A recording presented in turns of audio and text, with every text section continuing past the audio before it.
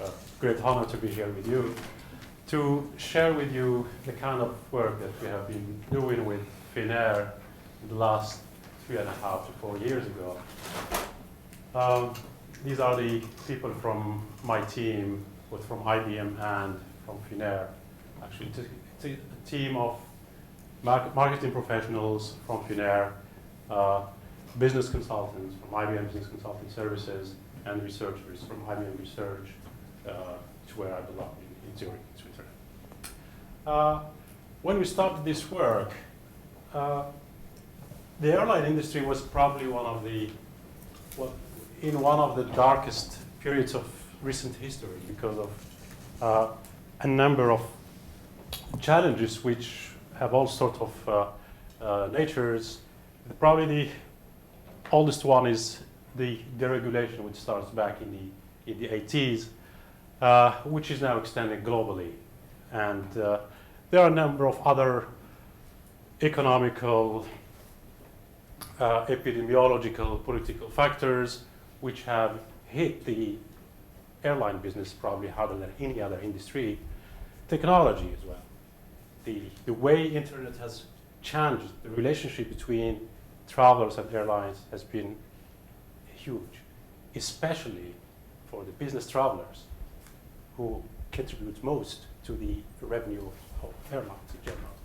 And those corporations now, we used to sign sort of long-term deals with airlines, are now implementing their own intranet systems for the travel management and outsourcing them to travel service providers, which puts all together, all these factors converge actually into a really challenging environment and squeeze the airlines basically and force them to move either focus on cost or focus on loyalty, differentiation, and quality of service.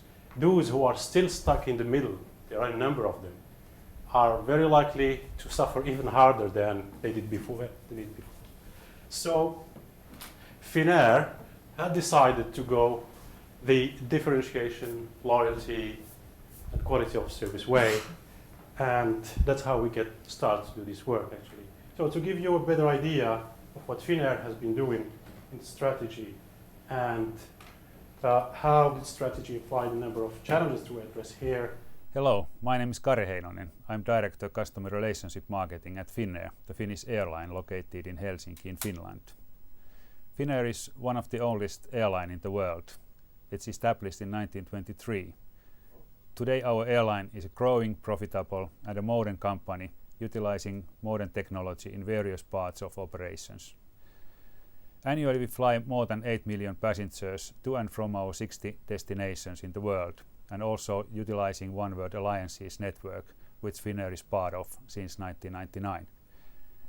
To keep up with the competition and with the technical challenges, Finnair is aiming to be in the front line in e-business development and in the best possible way to utilize technical innovations in the core business. To reach the best possible result in all business areas, we are looking for professional partners in the areas outside our core competence. In order to have the best possible core competence in IT sector, Finnair established a joint venture company Aerosystems with IBM in August 2002.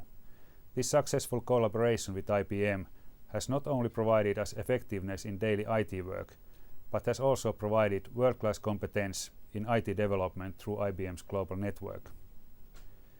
My own area of responsibility in Finnair is to run and develop the frequent flyer program Finnair Plus, which Finnair has been running since 1992. After mid-1990s, Finnair Plus had a fast growth in number of members and in their transactions.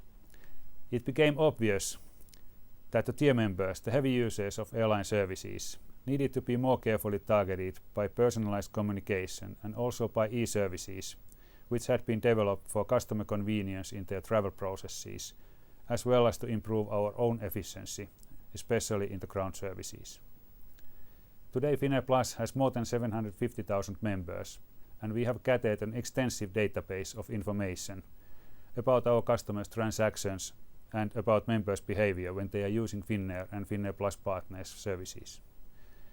Based on this information added with the customer knowledge gathered during the years of experience, we provide services our customers respect and expect Finnair to provide to them. These include, among others, priority at various customer service points, lounge accesses at the airports around the world, customer recognition, etc. Obviously, a full range of rewards are provided for loyalty. Finnair Plus runs also a large number of targeted marketing campaigns to various segments of the frequent flyer customer base. Each customer is annually exposed to dozens of campaigns which have different goals, such as cross and upsell opportunities, maintaining and improving customer retention, point accrual and redemption, tier upgrade, etc. The campaigns are delivered through several channels and media. On top of traditional direct mailings and other printed material like in-flight magazines, web channel, emails and mobile devices are increasingly used for targeted marketing campaigning. Finnair is also a forerunner in developing and utilizing new e-services in customer processes. The latest example is a proactive check-in service provided to Finnair Plus members' mobile phones. An SMS message proposes a seat number based on customer's profile, which the customer can accept or refuse by a reply message. The emergence of low-cost carriers who have also started targeting business travelers has caused a strong price pressure to become significantly more frequent than ever before in the airline industry in Europe. With loyalty becoming more of a challenge and price changes are now everyday business, it's less evident who are the loyal customers and how much value they leave in the frequent flyer programs, which traditionally reward their customers on miles flown to large extent regardless of ticket price paid. So, as we have seen, the business challenge of the marketing director of Finnair within the environment that he just described can be put simply in terms of loyalty management. The problem is twofold, actually. First is how to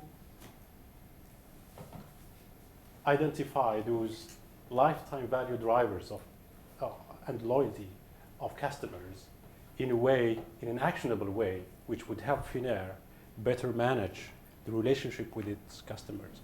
And the second thing is what's all marketing people know very well, how to do more with less.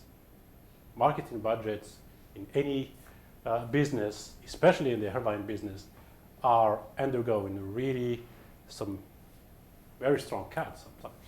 And you also have a dynamic allocation process internally, which would help you maximize the return on every marketing dollar you invest.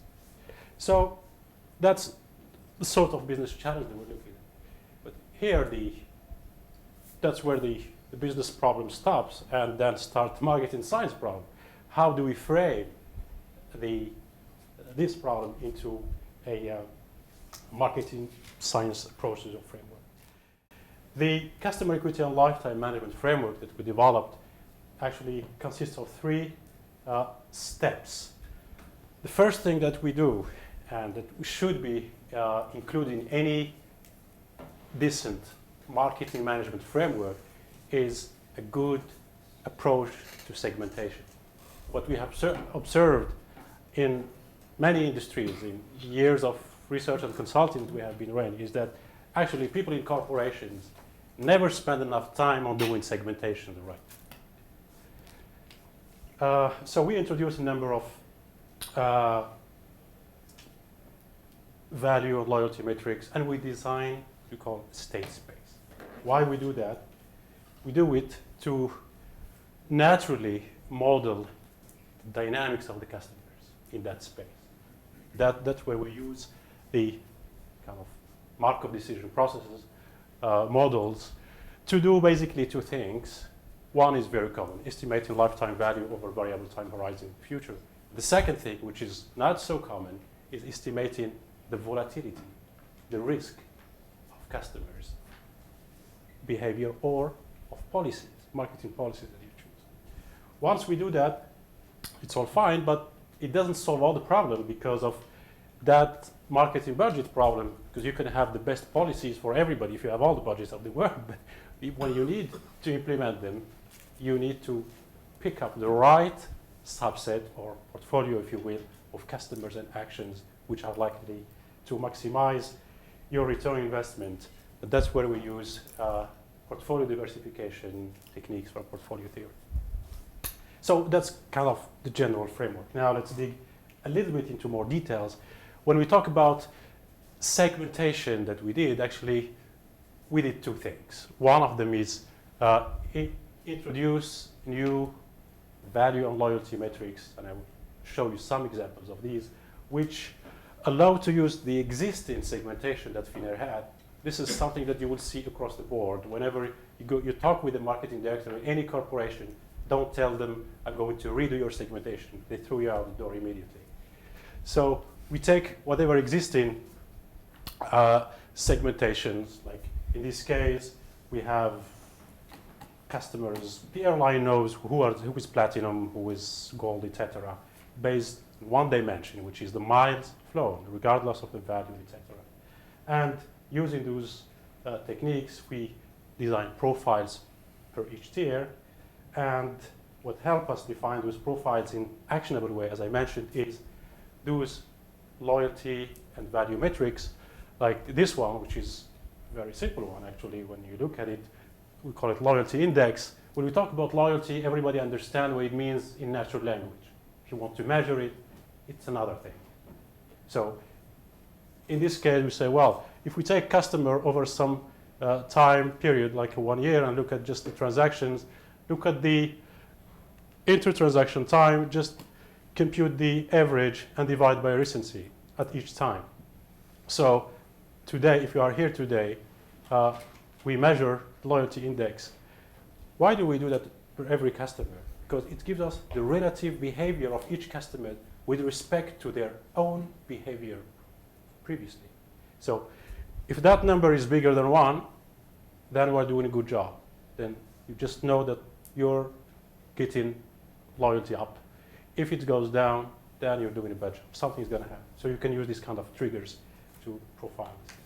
Another a metric that we use, we call it value volatility. When we talk about customer value, two customers, P and Q, can have exactly the same value over the same time horizon. But the first customer makes that $2,000, for example, in 10 transactions. The second one makes that $2,000 in just 5 transactions. If you miss one transaction of this guy, it's going to hit you harder than if you miss a transaction from here. So looking at the derivative of the value by the frequency is very important. It helps you better understand the vulnerability or what. So there are a number of metrics. I'm not going to go through them. So we define those state spaces, and then we say, well, that's nice, but we want to understand the dynamics, how customers move, and how are they likely to move in the future, and their various marketing policies. So the framework of choice for that is Markov decision processes, which can be usually defined by 3 things, essentially. State space, number of actions, can be campaigns, promotions, whatever kind of targeted actions, and transition probabilities between those states and those actions, plus some reward revenue, for instance, in this case. Actually, the Markov decision processes have been applied in a host of engineering problems beyond marketing, but they were actually invented by marketing science people in the 40s, in the catalog industry. But a lot of the work that is being done in stochastic control and other areas was inspired from that work, but with little reference to that work. So we build those Markov decision processes to do basically 2 things. First one is they allow us to say, well, if we continue doing business as usual, we continue doing the actions as we did them before. If I take a customer who is probably bargain hunter, what's going to happen?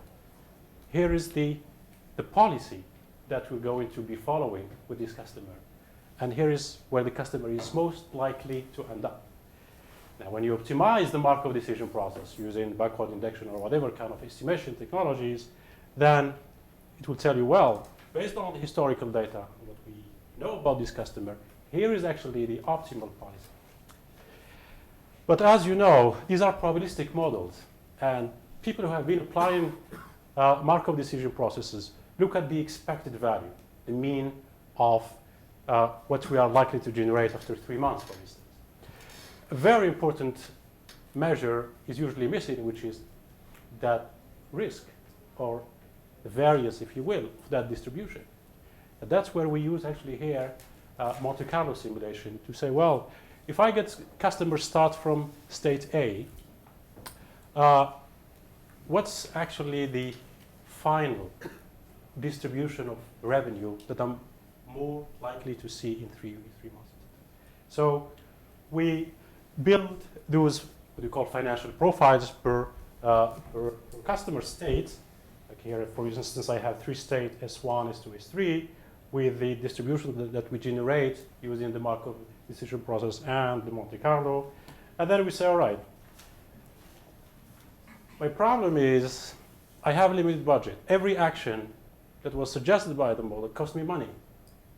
So what's the optimal diversification strategy which would help me maximize my return on investment under my marketing budget constraint? And that's a typical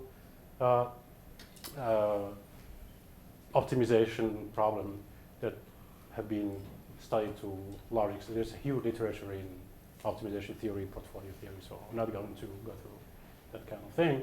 But the problem, simply stated, it looks like this. Basically, you are looking at optimizing the risk-value trade-off under variable time horizons and under budgeting constraints. So how does that look like in reality when we implement the stuff? So what we have here, actually, we just say, all right, at each state, at each time, for each action, what's the number of customers that we could target? So this is an integer programming problem where the decision variables are these ones, the alphas, which are just the number of customers to target in state S at time t using action I. And R is the revenue. We want to maximize the revenue. And we want to minimize the risk, the variance. So this is the mean var kind of framework, Markovitz kind of portfolio optimization approach. And we want to do that under the budgeting constraints. The sum of all the costs, all the customers should be some value. And at state 0, when we start today, we know exactly how many customers are in which state. So we know these numbers. But in the future, we don't know how many customers will be in which state. So we have to include that constraint on the number of customers that we can pick up in the future in each state. They should sum up to. So at the end, we get a solution to this, which basically says, well, for this customer at this time, here is the proportion of budget that you should target. When you click there, you get the list of actions that you should be doing. So in the case of Finnair, what does that mean? We start from a very simple framework because you need to do things simple if you're a consultant and if you work in marketing area. So you have to hide the complexity. It doesn't mean it has to be simplified what you do, but it has to look simple. So there's a great deal of work which goes into hiding that complexity and automating that complexity. So for instance, here we define a number of value on loyalty state using those two indices. Obviously, everybody wants to move customers there, right? So the technology that we developed, CELM, basically what it does, it recommends a sequence of actions, the optimal sequence, under the budget constraint, etc., which tells you, well, this customer, you should be using PA, which means points accrual in the the airline lingo for campaign management, which means buy a ticket, get double the points, for example, you get usual. And then offer point and cash campaign, which is a combination of like buy a ticket, you pay half by cash, half by point, and then do another campaign based on points. Basically, you just give 50% more points. And so that's how you end up like maximizing the likelihood to move your customers away. So what does it mean in practice for Finnair, the way they run their campaign? So what we have here is the distribution of marketing actions that have been used monthly. So over the population of the customers, of course. So what we see here, the number of campaigns, 3 interesting ones are no campaign, like about 25% of those customers before Finnair would say, don't do anything with these guys, don't target them. And about 20% of these guys, we give them point and cash campaigns. And another substantial part was just about combining point and cash and points, those campaigns I described before. Well, after optimization, this is how it looks like. Basically, the system says, well, you know what? About 60% of your customers don't do anything this month. You're better off, just shoot people. Do something else. And by the way, if we look at these 2 campaigns here, which are points accrual and point and cash top club, these are campaigns that Finnair was running here for top club members only, top tiers basically, who were believed to be high value customers and high loyalty, which is not true. So a lot of the customers are in lower tier and generate a lot of value to the airline. And we're not targeted by those campaigns. So with the optimization that we introduced, we were able to target these and generate more revenue. So basically here, the bottom line is that we reduce the cost of useless campaigns and we increase the revenue. So with the help of customer equity and lifetime management software, we are basically focusing on 2 key objectives when enhancing our marketing activity to Finnair loyalty program members. On one hand, improving efficiency by reducing marketing costs and generating incremental revenue. And on the other hand, maximizing the lifetime value and loyalty of our frequent flyer program members through unparalleled services and strong value proposition. And the ability to predict customer future value and behavior is a great asset in the fight of market shares in the tightening competition. In the initial phase of utilizing the new approach of planning and measuring our activities, we have already seen encouraging results, providing us confidence of what we are doing. We have been able to better allocate our limited marketing budgets, and by fully implementing the new business processes and technology, we believe that we can reduce the costs of frequent flyer program even up to 20%. During the pilot phase of CELM, we have reached response rates even over 50% for our targeted promotions like tier upgrade promotion. On the other hand, in some segments, the best upsell promotion could even double the responded members' generated revenue. The results clearly showed us the value of understanding the customer segments and their behavior, and the importance of intelligent technology in supporting that activity. Finnair's core business is to provide quality air services in a competitive way to all our customer segments. To make this happen, it requires a full commitment from all our staff members to core operations. For supporting business areas, we need quality partners. On IT sector, Finnair's choice for a partner was IBM, resulting in a joint venture company and extensive cooperation. A joint project between us at Finnair Plus and IBM's research center in Zurich has been a good example how to effectively reach synergies between a company having complex business processes to develop and a partner with intelligence in mathematical modeling and technology. So, just to give you a little bit more of reporting on those kind of impact, this is an extract from the New York Times interview with Mr. Eero Ahola, the Senior VP of business strategy and business development in Finnair, who reported this kind of result.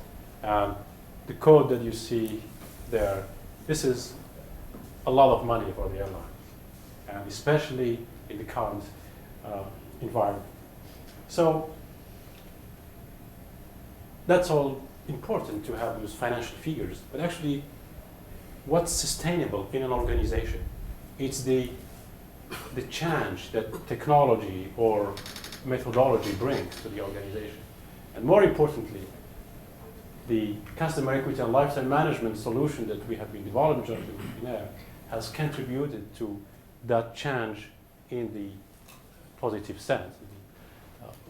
We have been completely transforming the way Finnair has been planning its marketing campaigns, the way it has been managing its frequent flyers. And we are extending now those analysis and those services development to other areas outside the marketing organization, which have to do with customer-facing processes at gate, etc. And Finnair expects similar kind of savings from that. So, just a few words on transportability. This is very important for doing science. It should be transportable, if not reproducible, if it's had to be a real scientific thing.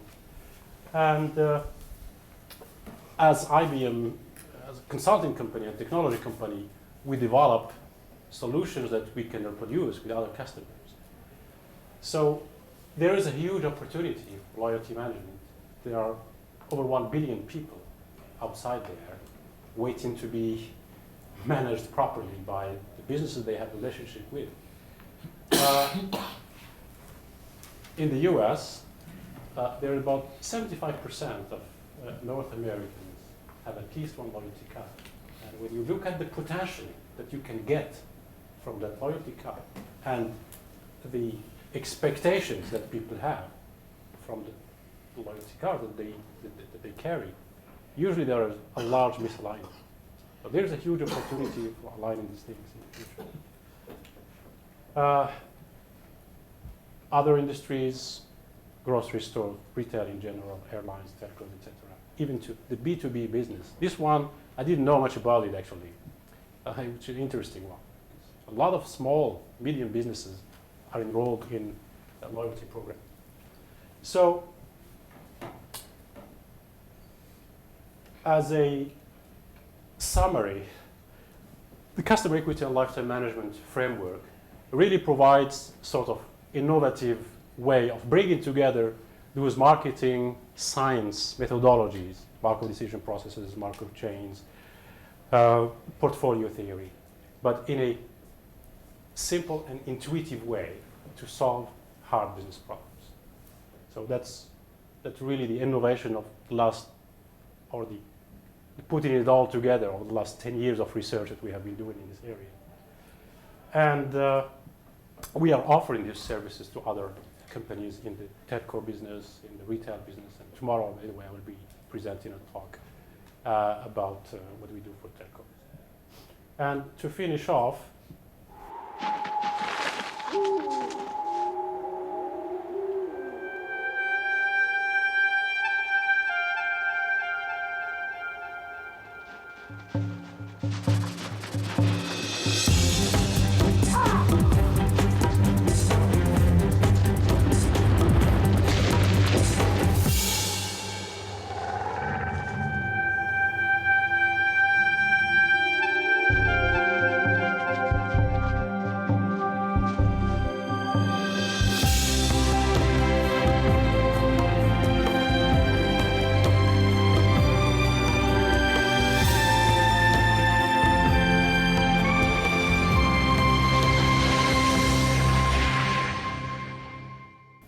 I thought as I'm standing in front of a distinguished audience of marketing professionals, I wouldn't have been complete without showing an advertisement at the end.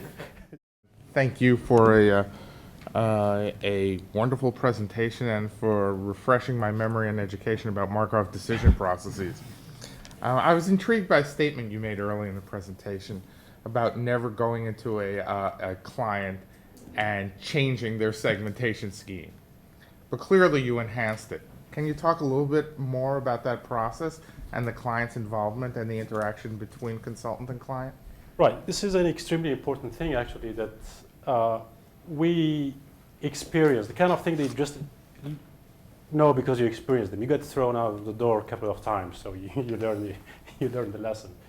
And when we dig actually into the reasons why marketing managers don't like people to challenge much their segmentation, is that they have a number of business processes in their internal organizations which run based on that segmentation.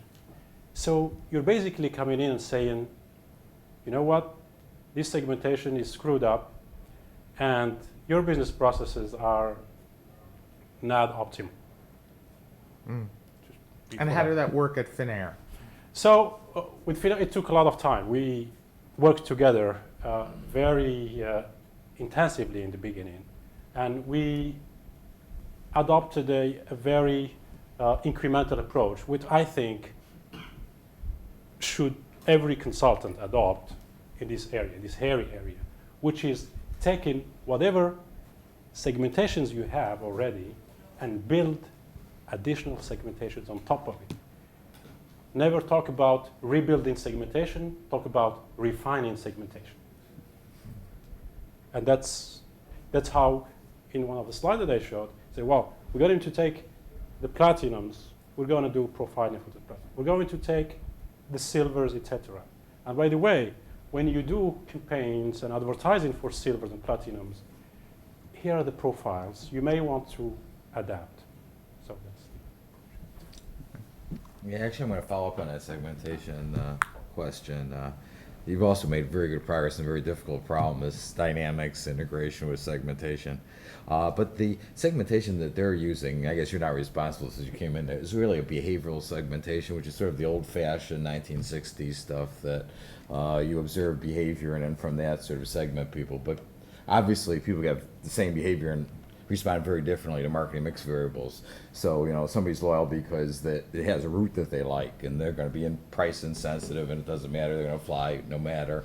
And the other one is going to be flying all the time because they like the price. Well, they're very sensitive to changes in the price or points that you give them because they're absurd. They look like the same profile in terms of behavior, but they're very different in terms of their actual motivations. So people started moving to attitudinal measures of segmentation in the 70s, and now more recently people talk about things like increasing switching costs so people don't switch over, customizing the product so that then switching costs are higher, or encouraging consumer learning or habit formation or some type of more permanent type of segmentation, actions that lead to segmentation based on sort of more fundamental reasons why they behave that way. Have you thought of moving in sort of that direction? Well, this is a very important thing, and this is basically what's the marketing community is thinking about across the industry. To whoever you talk to in any industry, you preach this speech, they will tell you yes. In practice, it's different. In airlines, you know, they miles. Even the value doesn't count. How much revenue doesn't count. But I absolutely agree with you that if you want to really to have a fine segmentation, an actionable segmentation, the word actionable is extremely important because in many industries, we have seen a number of industries where they have all sorts of complex segmentations, but then what do you do with it? We don't know. Talk to telcos. Talk to a CMO of telco and ask him to show segmentation. They will show these, they all have more or less the same, this hierarchical tree. But then when you ask, why is that? Say, well, we observed that. So what I personally believe and what we preach, pretty similar situation, is that those behavioral parameters are very important. And those demographics are very important, transaction, etc. But if you omit the kind of services that you provide to the customers, the kind of preferences, the reasons why people buy, not just counting numbers, looking at the reasons really why people buy. And that's a whole area of marketing research. By not blending all of these together, I think whatever you do, you are most likely to end up with a suboptimal segmentation. So this is clearly a trend, but I personally don't know about any company today which is integrating that host of things that you mentioned. But this is clearly the trend. There were two very interesting slides in your presentation, kind of the bottom line slides. There was one that had the two pie charts that showed how actions changed from before to after. Right. And there was the other one that was taken from the January 2004 New York Times that gave results in more financial or performance terms. But I was wondering if you could say a little bit more about the link between those two slides. Like, what are the particular changes in actions that drove the changes in performance? Right. Well, those numbers are the consequences of those Right. changes of those pie chart. But those numbers are mostly actually coming from the costs and the revenues from high-tier members. In other words, the way Finnair has been redesigning its campaigns, marketing plan. This is really designing marketing plans in a proactive way, not just reacting like a lot of airlines do. Airline A says triple miles if you fly to Miami. The other one says quadruple miles if you fly to Miami. So, but here you're really talking proactively and designing plan, and those planning processes has changed. So really marketing planning, the way it's done, Finnair, has been changed. And those numbers are the consequences of those changes in the planning. For instance, tier upgrade, that's the sort of the nirvana of loyalty managers. When they go to their high reportees, they say, well, it's good that we continue to invest in our loyalty program because we have been able to move 20% of gold members to platinum members. Wow, wonderful. But what does it mean, really? We did some analysis about the cost structure of those customers. Sometimes you don't want to market to these guys. You don't want to move them to upper tiers. You know how much it costs to have a platinum member entering a lounge? About $50. So imagine a platinum member traveling very frequently from, say, New York to Atlanta, paying probably $100 or something like that. Platinum going into a lounge in Atlanta and New York, so you make the calculation and see what's left. And these guys, they enjoy a lot of benefits. A lot of cost, revenue, not much.